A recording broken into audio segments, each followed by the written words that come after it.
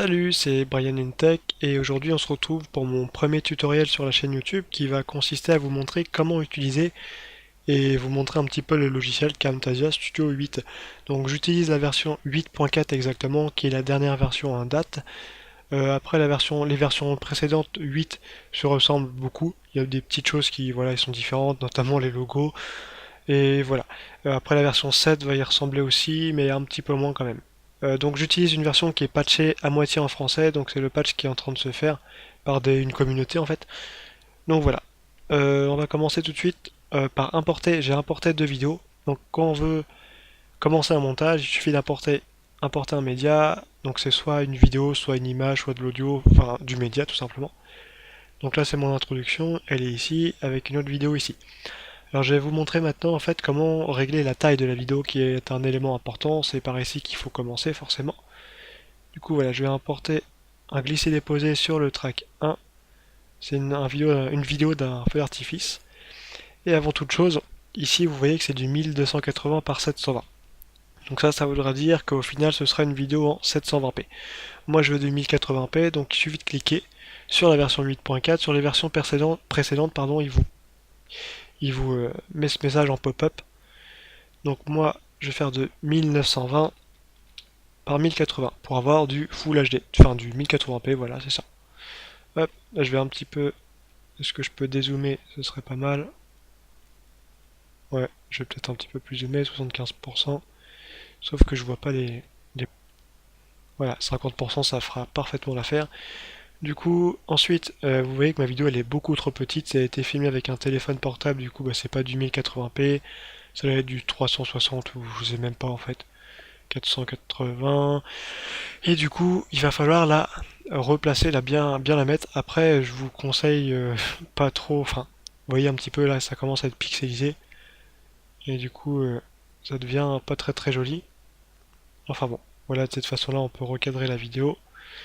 Moi, je vais bosser dans cette vidéo avec mon introduction. Hop, un petit glisser-déposer.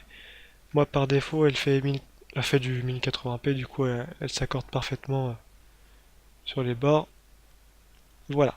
Donc voilà pour la taille de la vidéo. Après, si vous souhaitez un petit peu plus être précis sur la bande, on reste appuyé sur CTRL, on scrolle vers l'avant ou vers l'arrière pour dézoomer. Et du coup, là, on est beaucoup plus précis. Ensuite, si là, je fais play pour jouer la prévisualisation de la vidéo, on va remarquer, enfin, je vais entendre, je vais pas vous mettre le son, mais le son est très fort, surtout que là, j'ai un casque. Du coup, il suffit de faire un clic droit sur la bande Edit Audio et on va baisser un petit peu en dessous de la barre des 100% pour que la puissance du volume soit moindre et du coup plus auditif, plus agréable à écouter que si c'était à fond, quoi. Ensuite, toujours sur la bande son, on peut faire des fondus au démarrage du son pour pouvoir avoir un effet crescendo, que la vidéo démarre lentement, etc. Pareil, un fondu pour que la vidéo finisse calmement. Après, on peut ajouter des points. Hop, si j'en ajoute là un ici et un ici, par exemple, je peux, vous voyez, faire des petits montées de volume, des petites baisses, etc. Après, c'est à vous de faire selon votre utilisation. Mais on peut faire ça avec Camtasia. Il y a aussi une chose très intéressante avec Camtasia on m'a souvent recommandé d'utiliser Audacity, c'est qu'on peut retirer un petit peu les bruits de fond, donc les petits parasites en fait. Il suffit de sélectionner notre bande, voilà, là c'est en bleu donc c'est sélectionné, hop, activer la suppression, donc j'ai pas le mot en entier, mais en gros c'est la suppression du bruit. Après, selon votre version, si vous êtes en anglais, ça va être enfin vous voyez c'est la deuxième case. Et là, hop, il va traiter la vidéo. Et là, on voit que ça apparaît rouge. Et si j'ai déjà essayé, si je fais play, en fait, moi, ça me retire les basses parce que là, c'est de la musique, il y a pas de voix, donc c'est pas la bonne utilisation correcte pour faire ce genre d'outil, pour utiliser ce genre d'outil. Donc, ça à faire sur une voix forcément. Après, on peut régler la sensibilité, voilà. On peut supprimer les coupures, je ne sais pas à quoi ça sert, je vous le dis franc. Supprimer les clics de la souris, c'est si jamais vous faites des tutos et que votre micro capte beaucoup de choses autour de vous, bah, vous pouvez supprimer les clics. Toujours la même chose, régler la sensibilité. Ça c'est pour un petit peu voilà couper les, les hauts de volume, les basses, si ça fait des montées, des descentes, voilà, ça va mettre tout à plat. Ensuite, on va se concentrer sur la vidéo, la bande. Hop, je vais désactiver tout ça. Donc on peut faire des coupures si jamais... Enfin là c'est une introduction, c'est pas le cas concret, mais si on veut faire des coupures, par exemple vous êtes en train de parler, là vous dites une connerie à un moment, vous faites une pause, et vous voulez reprendre après, et vous voulez couper entre deux. Vous vous mettez à l'emplacement, un petit clic droit sur le petit machin, la barre de sélection, et split c'est pour juste couper une bande, donc là j'en ai qu'une, donc voilà. S'il y a plusieurs bandes, on peut en mettre plusieurs, et bah du coup il faudra faire un split all. Donc là hop, voilà, après comme ça on peut avoir deux parties de vidéo, entre deux mettre une image, mettre quoi que ce soit, mettre une pause, ou mettre un fondu. Donc toutes les transitions, les fondus, les animations vont se trouver là-dedans. Il y en a, je trouve qu'il y en a pas beaucoup. Pas beaucoup du tout, il y a celui-là, celui-là, celui-là qui reste intéressant. Les autres je les trouve vraiment movie maker en fait, c'est vraiment pourri. Donc voilà, après c'est à vous de voir. Là si je mets ça, ce que je sais que je vais couper l'audio pour pas m'abîmer un petit peu les oreilles avec ça.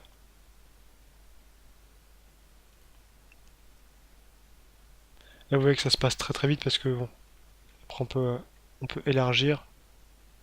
Et puis même je pense que c'est pas la bonne transition qu'il faudra utiliser dans ce cas-là. Si quoi que ça passe. Donc voilà, les transitions ça se passe ici. On peut remettre en fin aussi. Si on veut que ça se termine comme tout à l'heure avec le son, on peut accorder un petit peu les deux choses. Hop.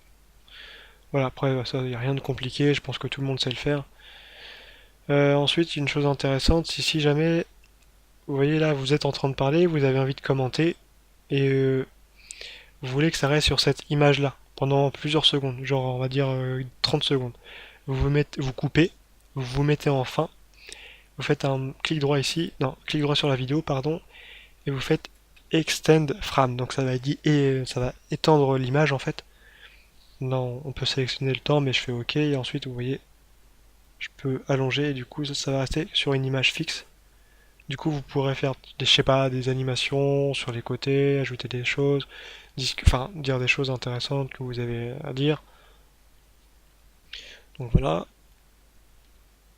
Ensuite, si on reprend les animations, on a aussi des petits effets ici, donc les flèches, tout ça, des petites choses prédéfinies. On peut faire du floutage, comme ceci.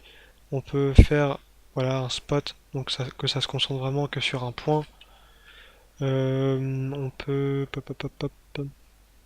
faire, voilà, un petit peu comme on voit sur les chaînes de télévision, masquer un visage ou autre. Après, on peut éditer ici le temps du floutage. On peut éditer le fondu, le temps du fondu, l'intensité. Donc là, vous voyez. Donc ça c'est des outils que je trouve très très intéressants, j'aime bien. C'est simple, mais je trouve que c'est super utile. Après, des petites animations toutes bêtes. Voilà. Voilà. Euh, après, si vous aimez pas le rouge, vous pouvez changer la couleur, les effets, ça je sais, ouais, les effets d'ombre, tout ça. Hop. Ensuite, zoomer de pad, c'est pour zoomer à un endroit en fait. Par exemple, à ce point-là, vous voulez commencer à zoomer que sur un point. C'est possible de cette façon-là. Du coup, si on visualise un petit peu la chose, voilà, là ça va faire un avancé. Après, j'ai pas beaucoup utilisé cette fonction-là, mais je la trouve intéressante et du coup, il faudrait que je commence un petit peu m'en servir. Ensuite, là, librairie, c'est un petit peu des choses prédéfinies. Je vais vous montrer ce que je mets. C'est ce que je mets en fait dans mes. Hop, là, je vais faire un glisser-déposer. C'est ce que je mets dans mes top 5 des sites. Et là, hop, mettre un petit en bas. Ça, il y en a beaucoup. Ils sont aussi téléchargeables sur le site de Camtasia. Donc voilà. Il y a pas mal de choses. Il y a même de la musique. Après, faites attention si c'est des musiques libres de droit. Faites toujours attention sur YouTube. Maintenant, c'est assez strict pour ça. On peut mettre des menus animés. Voilà, voilà un petit peu la chose. Ensuite, on va aller voir un petit peu qu'est-ce qu'il y a dans tout ce qui est ici. Cursor effect, hop, hop, hop. Donc ça c'est pour c'est quand vous êtes en train d'enregistrer avec Camtasia, comme je suis en train de le faire. Vous pouvez ensuite modifier les effets de curseur. Donc là je peux pas le faire parce que je fais pas, enfin c'est pas, cette vidéo là n'a pas cette option là. Ensuite visuel propriété, je pense que c'est la même chose. La vidéo n'a pas l'option, du coup je ne peux pas. Voice narration, c'est pour enregistrer votre voix au montage. Ensuite caption, donc ça c'est pour les sous-titres. Il est bien en fait, parce que voilà, c'est entouré. Sauf que quand on fait la production de la vidéo, il faut enregistrer à part, c'est un fichier à part c'est pas incrusté dans la vidéo. Et du coup je trouve ça dommage parce que quand on l'incruste après, bah ça rend pas le même effet. Sinon ça peut être très intéressant de. Enfin, je le trouve très intuitif en fait à l'utilisation. Après, il n'y a rien de compliqué, hein, ça reste comme un traitement de texte si je puis dire. Vous pouvez sélectionner la police, la taille, régler tout ça, les couleurs, il n'y a rien de compliqué. Ensuite, là, je vois qu'il y a Quizzing. Là, je l'ai ajouté et je vous avoue que ça, j'ai jamais utilisé. Je ne sais pas du tout à quoi ça peut servir. Mais il faudrait que je m'y penche parce que là, je pourrais pas vous en dire plus pour le coup. Donc voilà, après il y a aussi Record Caméra, donc c'est pour filmer votre caméra. Je vais pas le faire, sinon vous allez me voir et c'est pas trop mon objectif.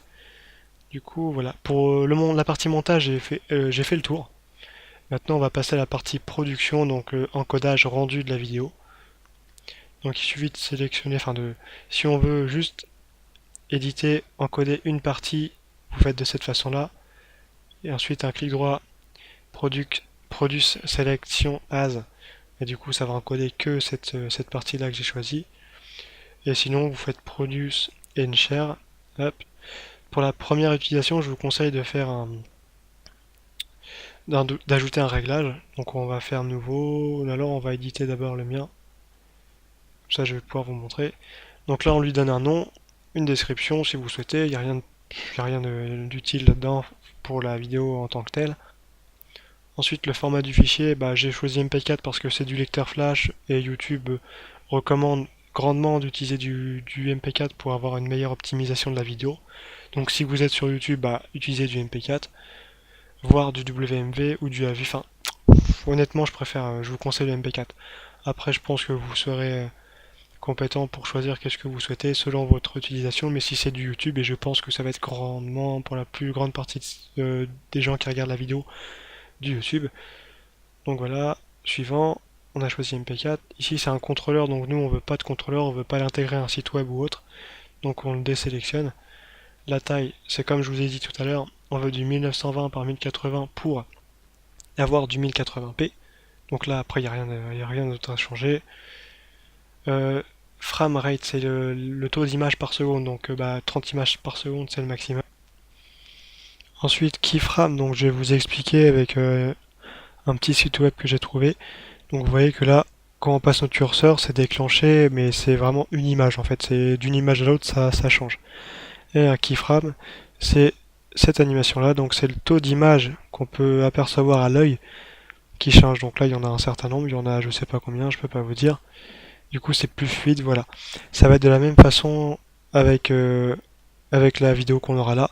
Donc là, toutes les 10 secondes, il y aura une image. C'est compliqué à expliquer, mais voilà. Après, je pense que vous aurez compris. Personnellement, j'ai essayé par défaut 10 et la qualité de ma vidéo est parfaite, je pense. Du coup, voilà, je pense que 10 sera un bon moyen de rendre quelque chose d'intéressant. Ensuite, le profil, je l'ai mis en haut pour le H264, donc c'est pour la vidéo. C'est le codec pour avoir une meilleure qualité. J'ai mis du 5.1. L'encoding mode, donc j'ai mis en qualité et j'ai mis la qualité maximum pour la qualité vidéo. Ensuite, si on passe à l'audio, j'ai encodé par 1024 kilobits par seconde, qui est la qualité la plus élevée, pour avoir une meilleure qualité auditive. Donc après, si on n'a pas un bon micro derrière, c'est sûr qu'on n'aura jamais de bonne qualité, mais bon. Là, j'ai un micro qui est bien mieux que l'ancien, et du coup, je peux me permettre d'encoder de cette façon. Bon, option, il n'y en a pas parce qu'on n'a pas choisi de contrôleur. Ensuite, il suffit de faire suivant. On peut ajouter des informations à la vidéo. Donc voilà, moi j'ai rien mis parce qu'il n'y a rien de particulier, rien d'intéressant. On peut inclure un filagramme, donc c'est quelque chose qui va se mettre en haut ici. Et après on peut le modifier, on peut le mettre à l'endroit qu'on souhaite, le décaler, le mettre en transparence, en opacité, on peut la régler ici. Donc voilà, je pense qu'on a fait le tour, et du coup moi je vais pas l'inclure parce que j'ai pas encore mon logo pour Brian Tech. Je vais terminer, fermer, hop, je vais sélectionner avec mon ancien logo Brian Tech. On a bien la dimension qu'on souhaite, le format. Hop, on fait suivant. Donc là, il me dit ça parce que c'est pour les sous-titres que j'ai mis. Il me dit qu'ils vont pas être incrustés dans la vidéo en gros et du coup voilà, ça lui plaît pas. Ensuite, on met le nom de la production. Où est-ce qu'on veut le mettre? Ça, c'est pour faire des dossiers et la vidéo sera dans le dossier. Ça, c'est pour afficher les résultats et voilà, il suffit de faire terminer. Il va encoder et c'est parti. Et après, la longueur de l'encodage, tout va dépendre de la puissance de votre ordinateur, tout simplement. Donc voilà, j'aurais fait un tour assez rapide. Après, je rentre pas dans les détails parce que les détails, c'est à vous de chercher un petit peu, de voir un petit peu la chose. Mais si jamais, par contre, vous avez des questions sur quoi que ce soit sur Camtasia, c'est le logiciel que j'utilise. Du coup, je m'y connais pas mal et j'essaierai de répondre à vos questions si jamais sur YouTube, si vous me posez des questions, il n'y a pas de souci, je suis là pour ça. Je vous remercie d'avoir regardé la vidéo et je vous dis à la prochaine. Salut!